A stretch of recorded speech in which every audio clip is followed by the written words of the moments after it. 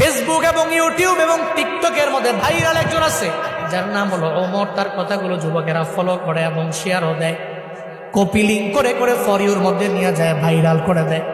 আমি গতকালকে তার একটা ভিডিও দেখলাম, তার মায়ের মানে সে কেমন এটা আমি জানি না, তবে এই ভিডিও দেখার পরে আমি দেখলাম যে মা পাগল ছেলেটা চোখের পানি ফেলাইয়া মায়ের জন্য কান্দে।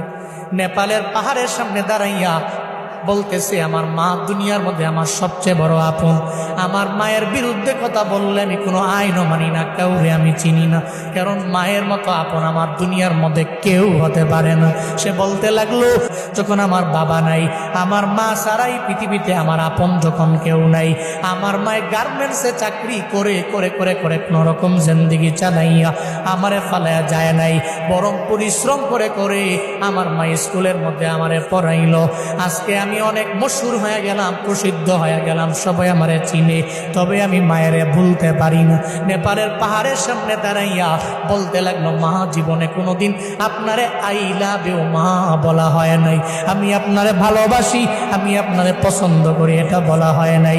ওমর নামক ওই ছেলেটা বলতে লাগলো, এরপরে আমার আপন আমার নানি, যদি জীবনে কোনোদিন একটা হেরিয়ার গাড়ি আমি কিনতে পারি, আমার মায়েরে ওঠামো, আমার নানিরে ওঠামো। যুবকেরা তোমরা অন্যান্য বিষয়গুলো টিকটক দেখা দেখে অন্যজনরে ফলো করো, তবে এটা কেন ফলো করো না?